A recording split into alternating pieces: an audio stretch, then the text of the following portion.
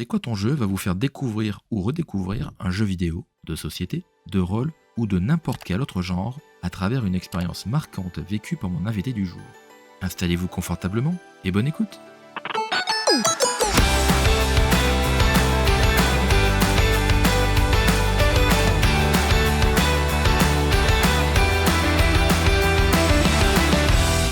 Bonjour à tous et bienvenue pour un nouvel épisode de C'est quoi ton jeu?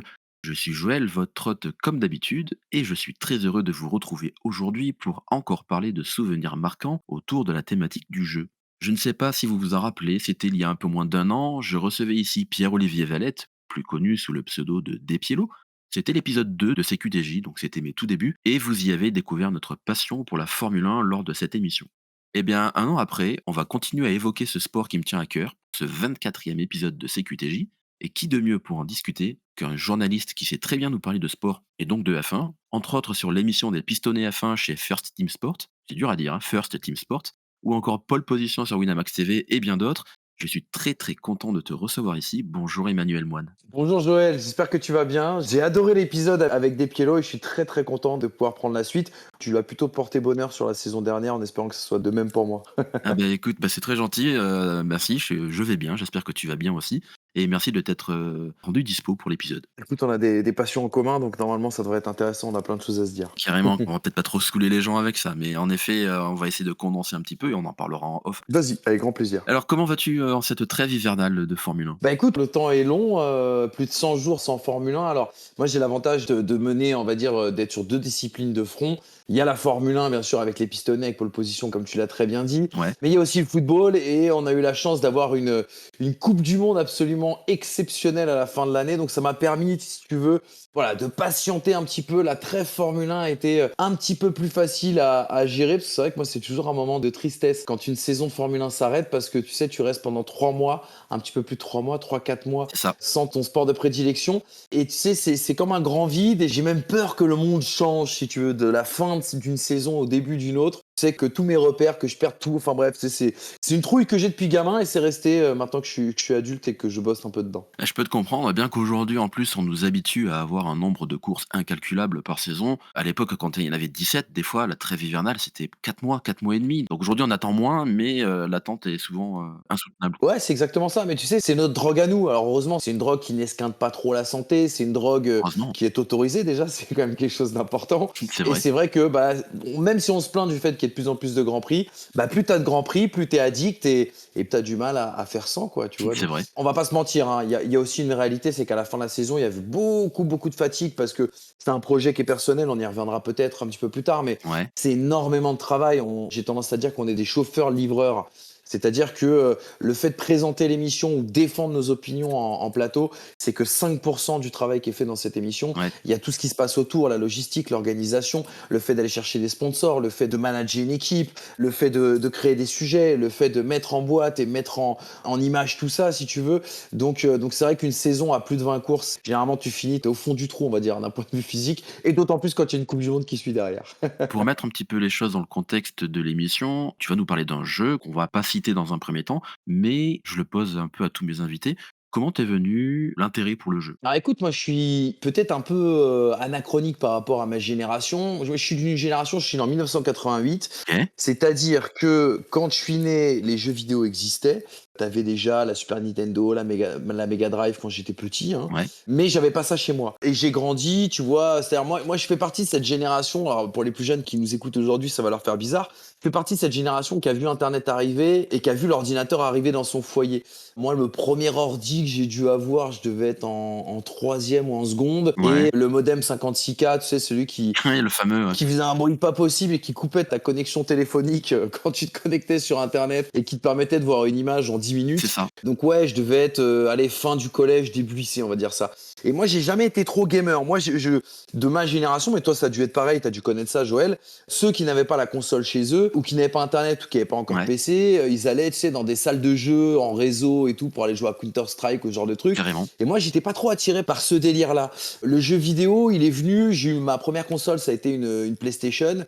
Ça a dû arriver, pareil, quand j'étais au collège et tout. Mais j'ai toujours joué à deux types de jeux, c'est-à-dire les jeux de foot, les jeux de Formule 1, mes deux passions. Et tu vois, tout ce qui est jeux RPG, machin, tir, guerre, stratégie et tout, ça m'a jamais trop parlé. Je tapais le carton avec mes copains du sport Ouais. parce que, à l'époque, je faisais du foot ou du rugby, donc tu souvent des déplacements en bus, donc on jouait au tarot, Ah on bien. jouait un petit peu à la belote, ce genre de trucs, tu vois? En fait, si tu veux, je suis venu aux jeux vidéo parce qu'il commençait à y avoir des jeux de Formule 1 et des jeux de foot qui étaient dingos et donc du coup, c'était pour assouvir, aller plus loin dans ma passion, mais j'ai jamais eu une passion, on va dire, démesurée pour le jeu vidéo. Ouais. Alors, j'ai adoré, j'y ai passé des heures comme tout le monde, mais c'était plus dans un but, on va dire, soit collectif pour jouer avec mes potes, soit parce que j'étais passionné de F1 et que justement, pendant la période de la trêve, bah, il y avait plus de Formule 1 à regarder, j'avais rodé toutes mes cassettes vidéo d'émissions de Formule 1 que j'avais enregistrées dans l'année, donc bah, il fallait que, si tu veux, j'assouvisse le manque que j'avais en jouant au jeu et en me créant, on va dire, un personnage et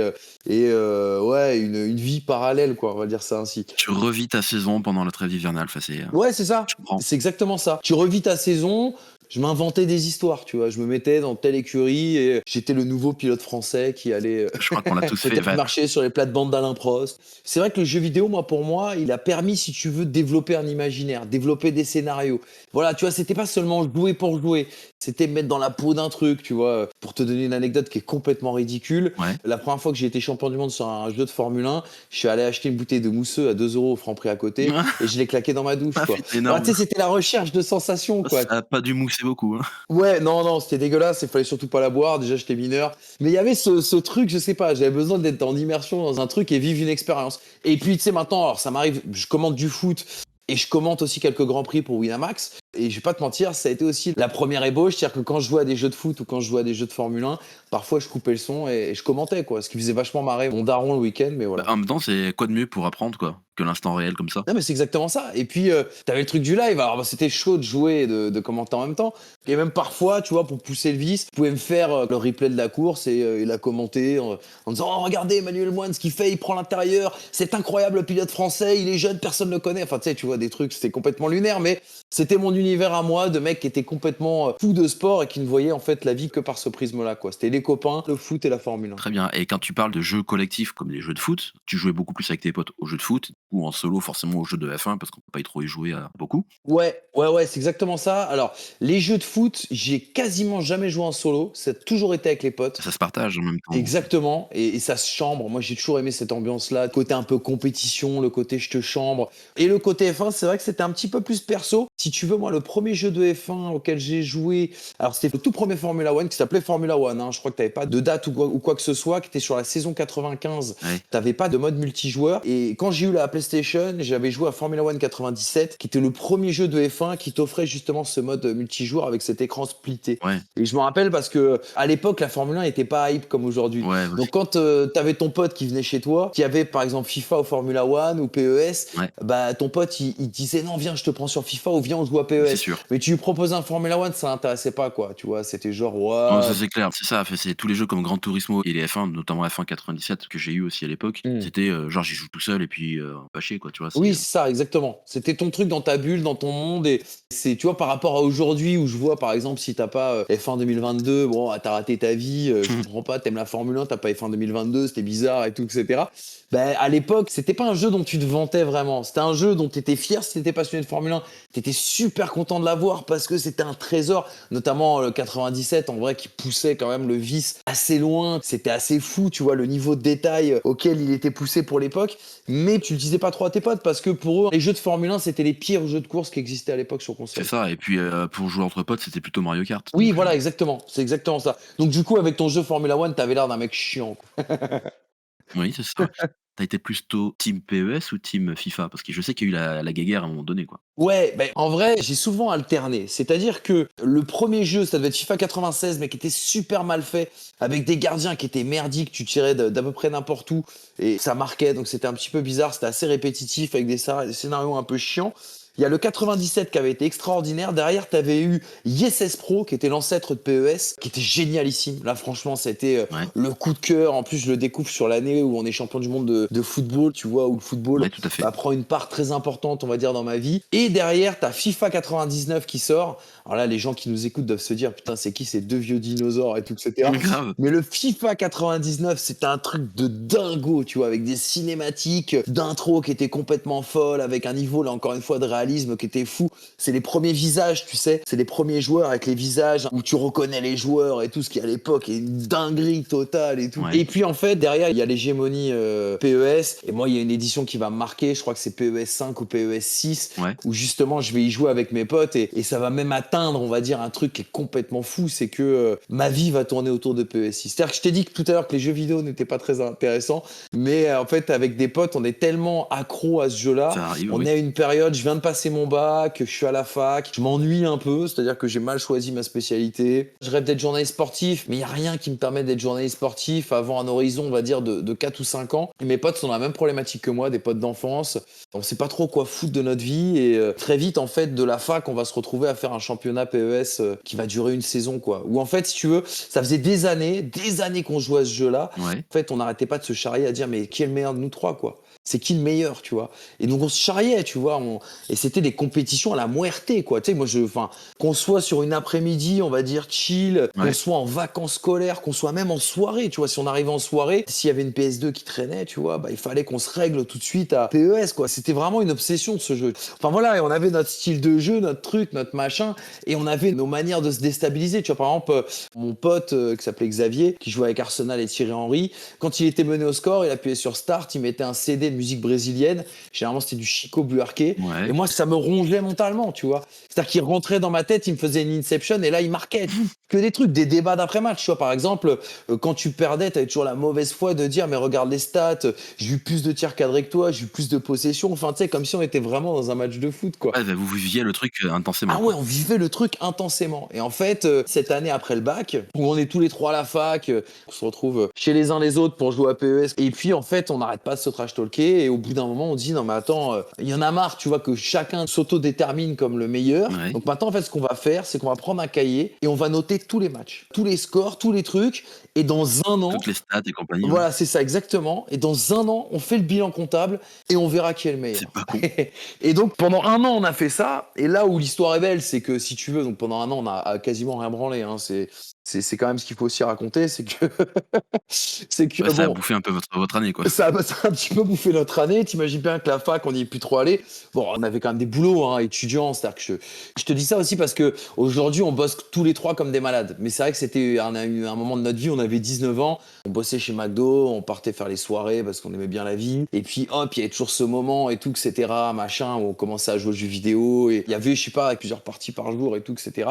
Et c'est pour mettre aussi en relief, c'est qu'à 19 ans, on pouvait pas faire grand chose de nos vies et ça nous a mis un coup de pied au derrière en fait derrière parce que sorti de ces quasiment un an où on a un peu vivoté, bah en fait on a décidé une fois qu'il y avait un grand vainqueur qui n'était pas moi, hein, je tiens à le préciser, c'est Ah, pas moi le grand champion de nous trois. Une fois qu'on a passé cette phase-là, on a décidé de se prendre un appartement, de prendre un boulot en plus, de se mettre sérieusement dans les études. Et de là, on a tous les trois réussi à réaliser un peu nos rêves professionnels, chacun de notre côté, et de se lancer vraiment dans la vie. Donc c'est marrant parce que c'était une parenthèse, si tu veux, pour rentrer un peu plus tard, tu vois, dans la vie d'adulte tous ensemble. Du coup, c'était génial parce que c'était un petit peu notre dernière année d'adolescence et c'était le dernier moment où on pouvait se permettre de faire un petit peu n'importe quoi. Et en fait, je pense que heureusement qu'on a fait ce championnat PES, tu vois, avant de se mettre en coloc, parce que bizarrement, en fait, quand on s'est mis en coloc après, on se faisait quelques parties pour se régler. Il y avait ce championnat qui avait duré un an. On savait qui était le plus fort. ouais. On savait qu'on pouvait plus trop trash talker. Et en vrai, la console, elle a un peu pris la poussière derrière. Comme si on était passé à un autre stade après derrière. Ça a été un déclencheur pour vous. Enfin, vous avez eu ce moment de kiff, puis après, bah, la maturité Exactement. qui vient aussi, hein. Donc, il faut faire quelque chose de sa C'est vie et exactement ça, tu vois. Comme si on avait besoin de rien branler pendant un an pour après derrière lancer une longue séquence de travail archi intensif parce qu'on va pas se mentir, on est tous les trois dans le même cas aujourd'hui. Je pense qu'on fait des semaines entre 60 et 80 heures, on va dire ça comme ça, tu vois. C'est-à-dire des semaines qui sont quand même très très très intenses. c'est quand même pas mal. Mais bon, en même temps, quand je vois le travail visuel que tu fais, qui ne représente que 5, ça n'a rien à envier à des contenus, pro à la télé. Bah merci beaucoup, c'est gentil de le dire, merci. Bah, je t'en prie, y a pas de souci. Tout ça pour dire au final que, bah, PES n'est pas le jeu qu'on avait choisi d'évoquer. Oui, c'est vrai, t'as raison. Et donc du coup, le jeu aussi que tu souhaitais évoquer aujourd'hui, c'était F1 Manager, qui nous recentre un petit peu sur la F1 et bah, je vais te laisser nous présenter un petit peu le jeu et le concept de ce jeu. Exactement. Alors c'est assez marrant parce que cette année, il y a un nouvel opus de Farm Manager qui est sorti, OK, l'opus 2022, et moi l'opus dont je vais vous parler, c'est l'opus 2000. ouais, C'est un jeu qui sort à l'automne de l'an 2000 et qui est assez révolutionnaire parce que comme je t'ai dit, moi ce que j'aimais beaucoup dans le côté jeu vidéo, c'était le côté simulation. le côté immersif en fait. Et que ce jeu F1 Manager, il va traverser les années. Je sais que tu le sais, mais les gens qui nous écoutent comprendront mieux pourquoi. En fait, le concept, c'était que tu étais ton propre directeur d'écurie. Tu choisissais une écurie. En fonction de l'écurie que tu choisissais, bah, tu avais des objectifs, tu avais un budget aussi inhérent et tu devais tout gérer. Tu devais choisir tes pilotes, déterminer la stratégie de course, déterminer pendant la course si le pilote devait attaquer, Ouais, rouler de manière soutenue, rouler lentement, être conservateur, etc., etc. Ça allait beaucoup plus loin parce que tu devais nouer aussi également des contrats avec les sponsors, gérer le nombre de salariés que tu avais dans ton usine, gérer le développement aussi également des pièces. Enfin, le truc était poussé à l'extrême. Et pour le coup, à l'époque, il était vraiment dur le jeu. oui. J'ai dû mettre bien 2 ou 3 mois à comprendre comment fonctionnait ce jeu, à jouer sans cheat code, parce que forcément, c'était facile, tu avais quelques cheat codes où tu pouvais avoir les budgets limités, machin, truc et tout, etc. Et en fait, je finissais en faillite tout le temps. Et ça me faisait chier parce que j'y arrivais pas. Enfin voilà, c'était assez ouf quoi. T'avais juste un mec qui était au-dessus de toi, il me semble, c'était le président du conseil d'administration. Donc généralement, c'était soit le mec qui te félicitait quand tu étais champion du monde, soit le mec qui te virait parce que t'avais disputé, parce que t'avais plus de sous. Tu dernier tout le temps, quoi. Voilà, c'est ça, exactement. Le seul regret qu'il y avait, c'est qu'il est sorti à l'automne 2000 et en fait, si tu veux, c'était avec le plateau 1999. Mais moi, ça m'allait parce qu'à l'époque, j'avais un pilote préféré qui s'appelait Damon Hill. Ouais. En fait, le fait de pouvoir être directeur de ma propre écurie Ouais, et par exemple, alors je te dis le kiff de l'époque, j'adorais Prost Grand Prix qui était l'écurie française et donc je prenais Prost Grand Prix, mmh. je faisais venir Damon Hill, tu vois, j'avais mon petit marché et tout, je prenais Adrian Newey à la conception. Marc, c'est peut-être pour ça que j'étais vite en faillite parce que je prenais, tu vois, des mecs qui étaient pas du tout de la stature, tu vois, de Prost Grand Prix à la base. C'est ça. Et c'était vraiment génial, tu vois. Il y avait vraiment ce truc où, en plus, l'intelligence artificielle était très bien faite. C'est-à-dire que tu avais vraiment le côté, si tu faisais trop attaquer ton gars, bon, bah, il pouvait sortir, donc il fallait gérer. Tu avais le côté aussi, bah, tu vois, je jouais avec Prost Grand Prix qui à l'époque avait beaucoup de problèmes avec ce moteur qui était le moteur Peugeot. Ouais. Donc, si tu gardais le moteur Peugeot, souvent tu avais des casse-moteurs, donc c'était assez frustrant. Tu avais les vrais sponsors de l'époque, quoi. Tu pouvais shipper des sponsors à telle ou telle écurie. C'était vraiment génial. Et là, vraiment, je me suis perdu dans ce jeu. Tu vois, je te disais tout à l'heure que je n'étais pas un fondu de jeux vidéo, mais j'étais un fondu de certains jeux vidéo qui m'ont marqué et dans lesquels je me suis perdu. Et là, vraiment, j'avais un dédoublement de la personnalité, quoi. C'est-à-dire que il y avait ma vie de tous les jours et quand j'allumais cet ordi et que je me mettais dans ce jeu-là, mais je pouvais plus en sortir, quoi. C'était un puits sans fond, quoi. Je devenais fou, je m'énervais. Fallait pas que je joue avant le soir, tu vois. De toute façon, j'avais pas le droit, mais heureusement, parce que sinon, je dormais pas, tu vois. J'étais comme un dingue. Ouais. Je réfléchissais en termes de stratégie ce que j'allais faire pour la suite. Je devenais complètement fou. Et là, c'était vraiment un plaisir, on va dire, solo, quoi. Un plaisir exclusif où, encore une fois, tu vois, l'idée, c'était de refaire le scénario de la saison de F1 qu'on avait connue et de laquelle on sortait. Quand Prost Grand Prix avait fait une saison catastrophique en 2000, par exemple, bah, c'était de rattraper le coup, tu vois, et dire, bah, moi, je peux faire mieux que Prost, tu vois. Dans ma tête, c'est comme ça que ça se passait, tu vois. C'est Ouais. très égocentrique. Mais oui, mais c'est tout l'avantage des jeux de simulation, au final. Exactement. C'est-à-dire qu'en fait, c'est là où, mine de rien, tu vois, j'ai souvent été très critique, moi, sur les jeux vidéo notamment. Mais il y a quand même un truc qu'on peut pas retirer aux jeux vidéo, c'est que tu développes une certaine créativité, je trouve, dans tes scénarios, dans ta mise en abîme, on va dire, tu vois, dans ce sujet-là où ça te trotte dans la tête, tu réfléchis. Bref, c'était ouf. Et mine de rien, ce jeu, je finirai là-dessus, mais là où il était dingo, c'est que le jeu était tellement fort que derrière, tu avais des mecs qui, chaque année, ont modé ce jeu-là. Ouais. Et ce qui fait que moi, j'ai dû jouer à ce jeu-là jusqu'à, je crois que le dernier mode de jeu que j'avais installé, c'était, je crois, 2008. C'est te dire, tu vois, comment ce jeu-là, tu pouvais pas t'en lasser. C'est que, en fait, une fois que tu avais modé ton truc, que tu avais les livrets des nouvelles écuries, les nouveaux noms des nouvelles écuries, que tu avais les nouveaux pilotes et tout, etc., machin, bah, en fait, ce jeu-là, il était tellement, il se ringardisait tellement peu que chaque année, en fait, était refait. Et sans te mentir, je l'ai retéléchargé quand il y a eu le confinement. En fait, quand il y a eu le confinement, en tant que journaliste sportif, j'étais bien évidemment Ouais. au chômage, du plus grand des chômages, parce qu'il n'y avait plus de compétition et plus du Putain, tout la de grosse boulot. PLS, Ouais, quoi. la grosse PLS. Et j'avais besoin de me, tu vois, de me raccrocher justement à du sport. J'avais besoin de me raccrocher à des trucs, tu vois, qui me maintenaient un petit peu en le moral et tout, etc. Et je sais qu'à un moment donné, j'étais en période où je m'emmerdais sérieusement.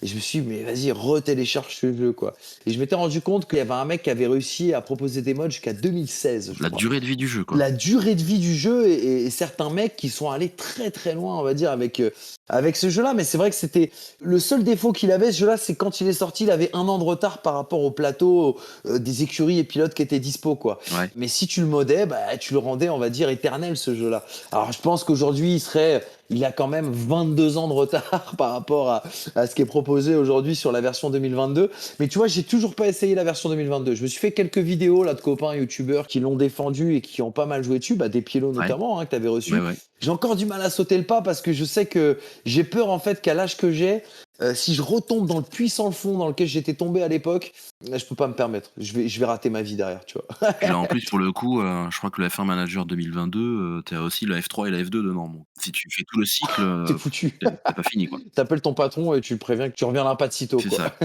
Pour relier le jeu à ta passion, qui est la Formule 1, comment la F1 est rentrée dans ta vie, toi? En fait, moi, la F1, elle est rentrée dans ma vie parce que j'ai un papa qui a travaillé pour une compagnie pétrolière. Mon grand-père aussi également travaillait pour une compagnie pétrolière. Et donc, si tu veux, Mmh. il y avait la culture du sport automobile. Mon grand-père travaillait chez Shell quand Shell était sponsor de McLaren, qui était la grande écurie des années 80. Alors, tu vois, parfois, on t'offrait des posters. Parfois, par exemple, tu avais Alain Prost qui venait au siège et qui faisait les photos ou qui faisait des dédicaces avec les employés. Et j'ai eu la même chose avec mon père qui travaillait pour Total.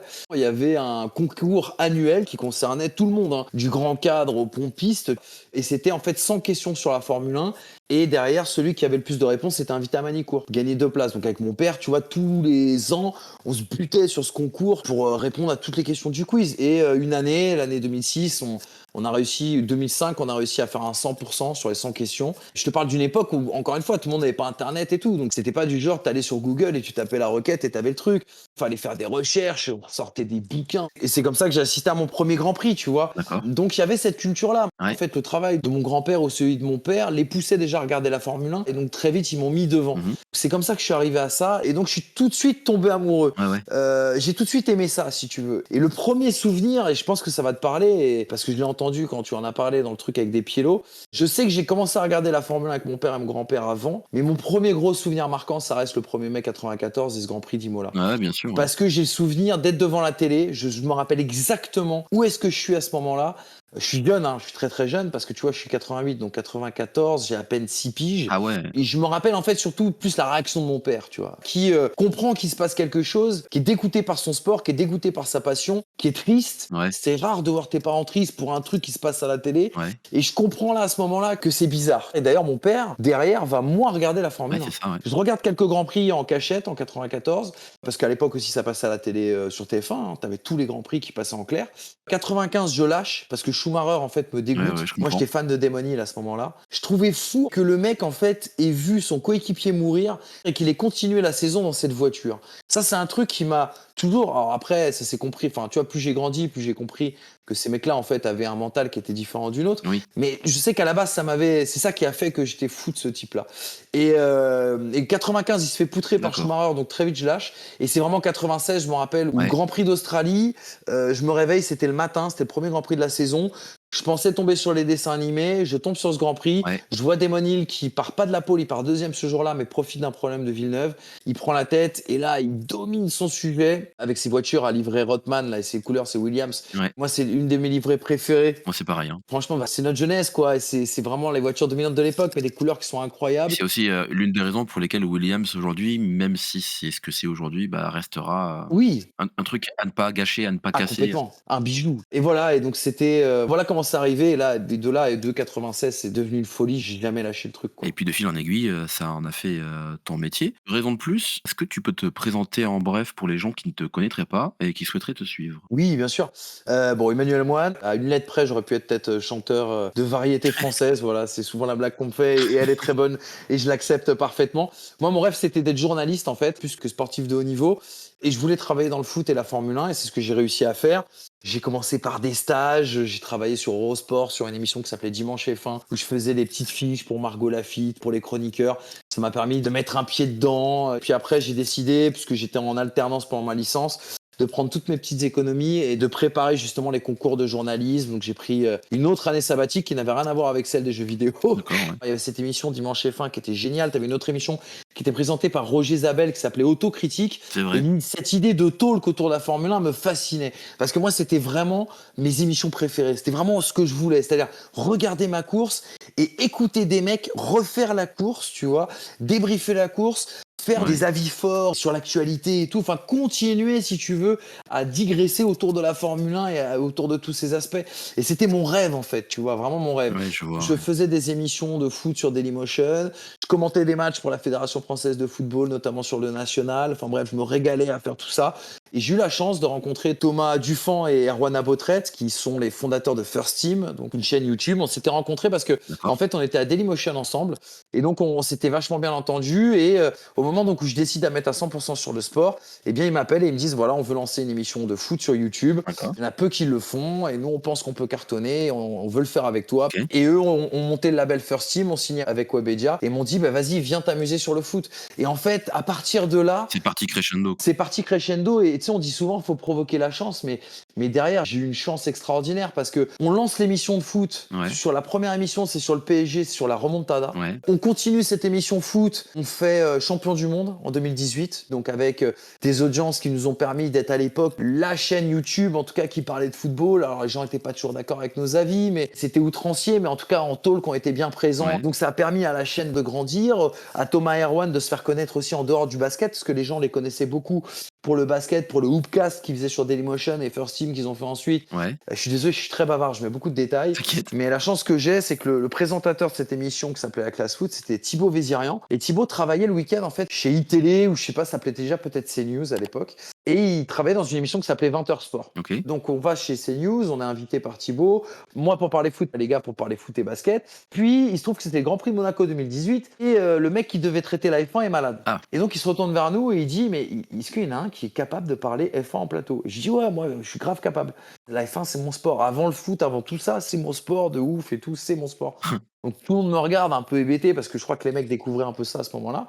Et puis le gars me lance. Alors victoire de Sébastien Vettel, oui oui tout à fait. Voilà ce qui s'est passé, undercut, machin, truc et tout. Hop, il me relance tatati tatata. Et il y a un ping-pong comme ça qui s'opère pendant 5-10 minutes. Et puis je savais pas si j'avais été bon ou pas, mais je sors de plateau. Les gars me disent mais en fait mais t'es un monstre toi en Formule 1.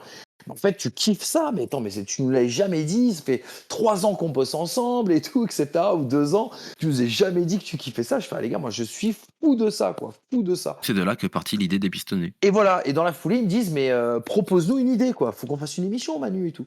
Donc, je leur propose Les Pistonnés, qui était en fait un écho. Il a pour ancêtre l'émission de Roger Isabelle, quoi. Voilà, c'est ça, de Roger Isabelle, que ce soit Autocritique ou que ce soit Dimanche F1 avec Margot Lafitte et tout. Et je leur propose, je me rappelle très bien, c'est le soir du Grand Prix d'Abu Dhabi 2018, où l'autre pilote qui a marqué ma vie, Fernando Alonso, prend sa retraite. Donc là, tu vois, en fait, je vais sur YouTube, j'ai besoin de contenu. Et en fait, ce qui se passe après ce Grand Prix-là, c'est que les mecs me tannent depuis déjà plusieurs semaines pour une idée d'émission. Et si tu veux, je vais sur YouTube et je me rends compte qu'en fait, il n'y a pas d'émission, quoi. C'est-à-dire que sur la F1, il ne se passe rien. C'est-à-dire que sur la F1, t'as Canal, mais derrière, la Formule 1, c'est rideau. Personne n'en parle. Ouais, c'est le néant, ouais, c'est vrai. C'est Ouais. le néant le plus total. T'as des Pielo qui fait déjà des émissions avec un mec qui s'appelait à l'époque Jeff, t'avais Hydro qui était dans la place, t'avais aussi Greg de Rupteur, ils faisaient leur petit débrief chez eux, mais c'était le seul truc. Et ce soir-là, je ne tombe que sur cette émission-là, quoi. Et donc, du coup, ce soir-là du Grand Prix d'Abu Dhabi, eh ben, je ponds un dossier, je sais pas, de faire 15 pages, où j'explique tout le projet des pistonnés. Voilà, il nous faudra tel mec, il nous faudra un journaliste pur, un youtubeur pur, un mec qui a été à un moment donné pilote, ça peut être que en karting, on s'en fiche. Le ton, ce sera ça. En fait, j'avais tout sauf le titre. Le titre, c'est Brice qui le proposera quelques semaines après. On est au mois de novembre-décembre 2018. Et Thomas et Erwan me disent écoute, l'idée elle est très bonne, mais par contre, je pense que la F1, c'est encore un truc de niche, c'est encore un peu trop ringard, et je pense que ça vaut pas le coup. Ouais. Donc moi, je suis un peu déçu parce que je me dis merde et tout, c'est vraiment l'émission que je rêve de faire. Ouais. En fait, cette émission, même, je voulais la voir, tu vois. C'est-à-dire que Je comprends. je la fais parce que, en fait, je veux la voir. Et puis derrière, il va se passer une révolution, c'est qu'au mois de Ouais. février 2019, Netflix arrive. Netflix qui arrive avec Drive to Survive. Et là, c'est un buzz énorme. Et là, Thomas et Erwan me rappellent et me disent mec, ça tient toujours ton émission de Formule 1? Et je dis mais oui, mais vous me l'avez retoqué, les gars. Bah ouais, mais t'as vu ce qui se passe là? Je fais oui, il y a la série, mais bon, tu sais, je pensais pas que ça allait prendre comme ça. Je pensais que ça parlerait pour des mecs comme moi ou comme toi, tu vois, qui sommes des férus. Et Ouais. ben non, il me dit en fait, à Webedia, tout le monde regarde cette série. Le boss de Webedia nous en a même parlé. Nous-mêmes, on est tombés fous de cette série. Quand on va en soirée, Tout le monde parle de cette série, il faut absolument qu'on lance une émission de Formule 1, quoi. Et de là, en fait, on va caster Hamza, qui était un pote de Paul, hein, Ouais, qui est notre réalisateur, Brice, qui était un collègue d'un mec avec qui on bossait sur l'émission de foot. ouais. Despiello, bah, je l'avais vu parce que, comme je te disais, je cherchais du contenu en relation avec tout ça et je regardais son petit débrief qui était fait avec Greg, Jeff et Hydro. Donc, en fait, on met le truc en branle en une semaine. On tourne une émission zéro qui est catastrophique, mais catastrophique, où les producteurs sont obligés de l'arrêter au bout de 10 minutes en disant mais les gars, il n'y a rien qui va dans votre manière de faire et tout. On reprend à zéro. Enfin bref. Et de là, derrière, on fait la première émission où je me rappelle, on s'était posé la question de savoir est-ce que Ferrari s'était pas trompé en associant Leclerc à Vettel, et on avait eu un titre putassier Ah bah, en disant est-ce que Charles Leclerc est l'erreur de recrutement de Ferrari. L'idée, c'était pas de dire Charles Leclerc est trop nul pour Ferrari, mais c'était de jouer un peu sur cette ambiguïté pour se poser la question si historiquement le fait d'avoir deux numéros 1 chez Ferrari était quelque chose qui marchait chez la Scuderia. Et je me rappelle, on sort du plateau et on se dit bon les gars, c'est quoi l'objectif qu'est-ce qu'on veut faire comme nombre de vues? Et je me rappelle, moi j'avais dit si on fait 15 000, franchement ça serait bien. Et en fait, une semaine après, on est à 100 ah 000 ouais, et là commence ce projet qui va complètement nous dépasser, tant quoi. mieux. Mais complètement nous dépasser, tu Puis vois, c'est voilà. quali, hein, honnêtement. Moi, je vois, j'en loupe aucune, hein, à chaque fois que ça Bah passe. écoute, ce qu'il faut savoir, c'est qu'on a bossé. Alors, ce que les gens souvent, tu vois, dans les commentaires, vont nous dire, Ouais, ouais, le son est pas de bonne qualité à certains moments. Il y a ça qui va pas.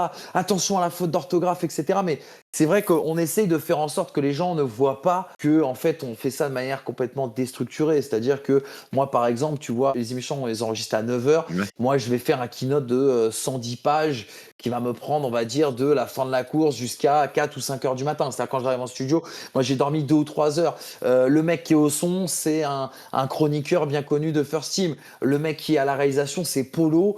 C'est le chef d'édition. Enfin, tu vois, si tu veux, tout le monde est dans le dépassement de fonction, dans le don de soi, etc. C'est pas parce qu'on est sur YouTube. Nous, ce qu'on veut, c'est que le mec qui regarde la F1 sur Canal, qui vienne voir les pistonnés et qui se dise voilà du contenu qualitatif. Que le ton soit différent de la télé, ok, mais que le standard de qualité soit à la même échelle. Tu vois, c'est vraiment l'objectif, qu'on puisse parler à un gamin de 14 ans comme on puisse parler à quelqu'un de la génération de nos grands-parents, tu vois, de 77 ans qui va se retrouver dans ce qu'on Bien fait. sûr, ouais. On met beaucoup, beaucoup de cœur. On est malheureusement pas staffé comme une chaîne de télé, mais c'est le but in fine, hein, de toute façon. C'est de se structurer et de grossir, tu vois. Ça ne se voit pas trop, enfin, honnêtement. Ça peut se voir à certains défauts, je pense. Ouais, mais parce que tu es dedans, du coup, tu vois aussi tous les C'est vrai. défauts, tous les trucs, quand tu vois que, par exemple, Hamza, il est trop à droite de son bureau alors qu'il devrait être plutôt au milieu, il y a que Oui, toi qui le vois voilà. en vrai. Je voulais savoir, est-ce que tu as des projets sur l'avenir, sur la saison 2023, que tu peux parler ou que tu ne peux pas parler? Enfin, quels sont tes projets futurs, autour de ça? On va rentrer dans la 5e saison des Pistonnés. Ouais, Et l'idée, c'est de changer aussi la formule, d'apporter un petit peu de la nouveauté. On a essayé l'année dernière, et je pense qu'on a pas mal réussi en faisant des plateaux extérieurs au Grand Prix de France, en allant chercher aussi également des interviews, d'être au plus proche du microcosme. Parce qu'en vrai, si tu veux, ce qui marche bien avec la Formule 1, et quel a été le succès de Drive to Survive, c'est que la Formule 1, c'est un milieu qui est opaque. oui, L'idée, c'est que par le ton qu'on a adopté, nous les pistonnés, on s'est rapproché du public Formule 1 en disant oui, quelque part, on peut faire des émissions de débrief et des émissions d'opinion et de talk sur la Formule 1 comme il en existe aujourd'hui sur le foot. Ça ne nous empêche pas d'être objectif, hein, attention, mais en tout cas, de mettre de l'opinion dans tout ça, ouais. on peut le faire. Maintenant, ce qu'il faut qu'on fasse, c'est qu'on rapproche aussi également ce public des acteurs. Et ça va être le gros objectif qu'on va avoir sur l'année 2023. On a commencé à le faire notamment avec des interviews. Frédéric Vasseur, tu vois, qui a signé intersaison chez Ferrari. Bon, bah, tu vois, on l'a au Grand Prix de France, on lui pose Ouais, cette il question. était bien, hein, Fred, d'ailleurs, est-ce que on a l'impression que votre arrivée chez Ferrari, plutôt que de savoir est-ce que ça va se faire, ouais, c'est plus de savoir quand est-ce que ça va se faire. Et il a cette réponse qui est magique, tu vois, où il dit moi je suis plus un bâtisseur. Et quand on lui dit derrière, mais alors est-ce qu'il y a un projet à reconstruire du côté de chez Ferrari qui demande de couper? ouais. L'idée de proposer quelque chose qui soit différent et de reconnecter ce public justement à ces différents acteurs et de porter la voix aussi également de ce public. Tu vois, c'est un truc qu'on a un petit peu déconné l'année dernière quand on a eu Latifi. On a fait une interview qui était très sérieuse et je pense que le public voulait autre chose. Qu'on lui parle de Cotifi, qu'on lui parle de Abu Dhabi 2021, qu'on lui parle un petit peu de sa légitimité. On a réussi à le faire, mais qu'on soit peut-être un petit peu plus direct. Après, c'est toujours délicat à aborder comme sujet, surtout, Complètement. bah, entre guillemets, pour vous qui débutez à ce genre d'approche, comme tu dis, avec les vrais acteurs, quoi. Complètement, mais en même temps, quand tu débutes, tu peux être aussi un petit peu décomplexé. Oui, C'est plus difficile pour je pense, un Julien Febvre, par exemple, de poser ces questions-là à un Latifi, parce que Julien Febvre est tous les week-ends dans le paddock, il est connecté à toutes les écuries, il connaît tout le monde. S'il fait un pas de travers, ouais. il aura un coup de fil, il aura un SMS. Nous, là où c'est plus facile, c'est que on a plus de distance avec le microcosme. Et donc, dès qu'on met un pied dans ce microcosme, il faut surtout pas qu'on se bride. Il Ouais. faut surtout pas qu'on rentre dans la danse, qu'on rentre dans la norme. Et donc, du coup, il faut qu'on aille chercher, aller à la pêche aux informations et vivre le truc. Et comme ça, dans l'émission qui va suivre, on pourra leur raconter plein d'anecdotes. En tout cas, si l'audience, souhaite, retrouver un petit peu du contenu F1, allez jeter un coup d'œil au Pistonné F1, parce que c'est à partir de cette émission que je t'ai contacté de toute façon. Je ne te connaissais pas avant et que j'apprécie énormément le boulot que vous faites. Mhm. Est-ce que tu peux dire aux auditeurs où ils peuvent te retrouver sur les réseaux? Oui, bah écoute, c'est simple. Je pense que si déjà vous voulez regarder les pistonnets, ça se passe sur la chaîne First Team Sport. Vous tapez les pistonnets, normalement, vous allez voir le catalogue. On a plus de 120 émissions maintenant qui sont faites. Et voilà, l'idée, c'est de traiter. Il y a des débriefs de Grand Prix qui arrivent le lundi après les courses et des débats qui sont un peu plus intemporels avec des interviews. Ça, c'est le mercredi pour essayer de toujours répondre à la soif de culture et de Formule 1 et d'histoire Formule 1. Et puis, bien sûr, sur les réseaux, principalement sur Twitter et Instagram, pour échanger, bien sûr, avec les passionnés que vous êtes. Et vous faire vivre aussi également un peu les coulisses, hein, parce que c'est vrai que parfois, on a la chance d'être invité sur certains événements. Et donc, on essaye de partager un peu quelques trucs et de vous emmener comme ça avec nous. Donc Emmanuel Moine, tout simplement, sur Twitter et Instagram, mais surtout, le plus important, sur le projet des pistonnés, les réseaux des pistonnés. Je crois qu'on est maintenant aussi également sur TikTok. Enfin, on est sur tous les réseaux sociaux. Donc, venez jeter un œil. Et si vous trouvez une petite raille, un sujet qui vous plaît, n'hésitez pas à réagir. Et nous, généralement, on regarde aussi également les commentaires YouTube pour continuer le débat. Parce que tu vois, c'est ça qui est intéressant. C'est que je suis très bavard. Tu as pu t'en rendre compte. Et ça va d'ailleurs être un problème, je pense, au moment de monter cette interview. Mais l'idée, c'est de lancer les hostilités en plateau en débattant entre nous, en apportant des faits et en essayant d'être le plus objectif possible. Et derrière, de poursuivre le débat avec les gens, parce que le débat sur nos passions, c'est quelque chose de plutôt infini.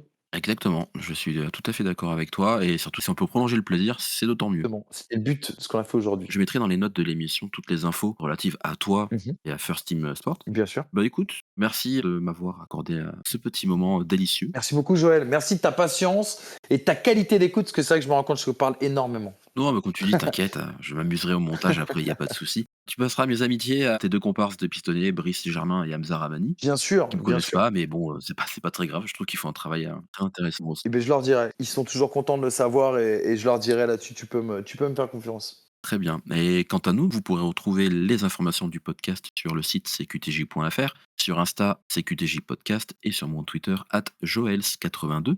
Manu, je te dis à très très vite. Merci beaucoup, Joël, et longue vie surtout à CQTJ. Toujours des problèmes avec les anagrammes, mais ouais, longue vie à CQTJ. Et en tout cas, je trouve que le principe est original. C'est difficile de se démarquer sur Internet, parce qu'il y a beaucoup de choses qui se font aujourd'hui à travers les podcasts, les youtubeurs, les streamers, etc. Et je trouve que tu as une idée très, très, très, très, très originale. Et c'est pour ça que je me suis dit que je pouvais absolument pas te dire non. Ah bah écoute, c'est très gentil, ça me touche beaucoup, merci. Bravo à toi. Et quant à nous, ben, on se donne rendez-vous dans 2 semaines pour un nouvel épisode où je recevrai une invitée exceptionnelle. Voilà, c'est posé, ça c'est du teasing. D'ici là, portez-vous bien et jouez bien. Et n'oubliez pas qu'on a tous un jeu qui nous a marqué, non? Et vous, c'était lequel?